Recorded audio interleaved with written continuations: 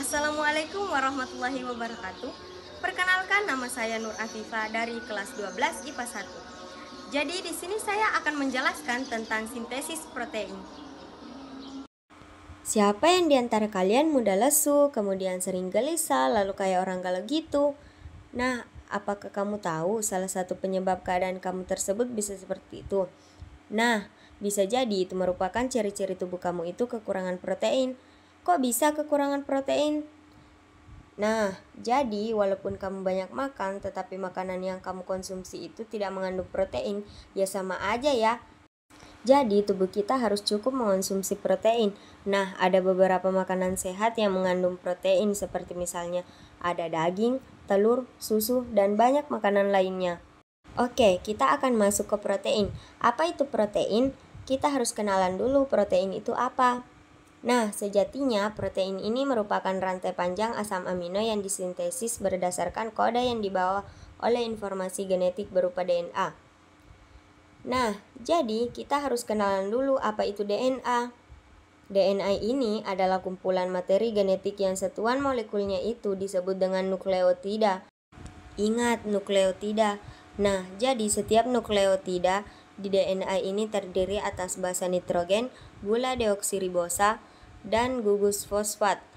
Nah, jadi basa nitrogen DNA selalu berpasangan antara kelompok purin dan kelompok purimidin, di mana kalau misalnya gambar sapurin itu terdiri dari adenin dan guanin, sedangkan basa primidin itu terdiri dari sitosin dan timin. Nah, jadi urutan 3 macam basa nitrogen ini disebut kodon, di mana kodon ini merupakan materi penyusun asam amino. Nah, sekarang apakah kalian tahu kalau misalnya protein itu ternyata dapat berbentuk dalam tubuh kita melalui proses yang namanya sintesis protein? Nah, apa itu sintesis protein? Jadi, sintesis protein ini merupakan proses pembentukan protein yang melibatkan peran DNA dan RNA. Di mana tadi kan kita sudah tahu DNA itu apa. Sekarang RNA ini adalah materi genetik yang basa nitrogennya itu terdiri dari adenin, guanin, sitosin, dan urasil.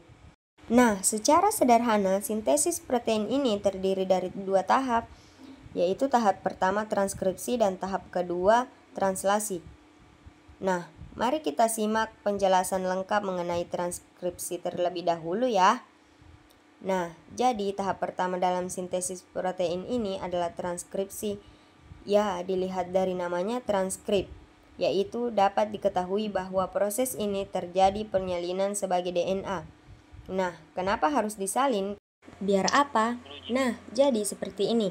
DNA itu terletak di nukleus, sedangkan proses pembentukan protein itu tadi berlangsung di ribosom yang terletak di sitoplasma.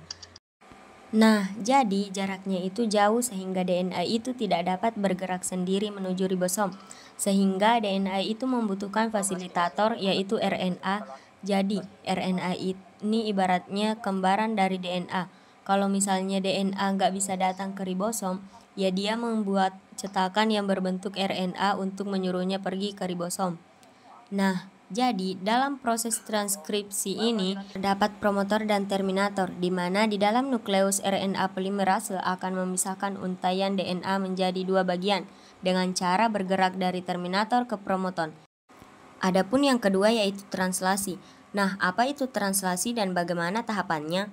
Yuk kita simak penjelasan berikut ini. Nah, jadi translasi ini ketika mRNA terbentuk, maka mRNA atau pembawa pesan ini bisa membawa kode hasil salinan DNA ke ribosom. Kira-kira kode apa ya yang dititipkan DNA ke mRNA? Nah, jadi mRNA ini membawa kumpulan dari kodon-kodon DNA. Oke, setelah tiba di ribosom, maka proses translasi dapat dimulai. Nah, jadi kebutuhan protein dalam tubuh kita itu dipengaruhi oleh kualitas protein yang ada di makanan. Untuk memenuhi kebutuhan protein tersebut, kalian dianjurkan untuk mengonsumsi protein hewani seperti daging, telur, dan susu. Mungkin selama ini kalian udah makan banyak, tapi belum tentu makanan yang kalian konsumsi itu mengandung protein yang digunakan untuk sintesis protein. Jadi jika kalian mudah lesu, gelisah, atau galau, itu mungkin proses protein yang ada di tubuh kalian itu lagi terganggu. Baik, itulah tadi penjelasan saya tentang sintesis protein. Sekian dan terima kasih. Assalamualaikum warahmatullahi wabarakatuh.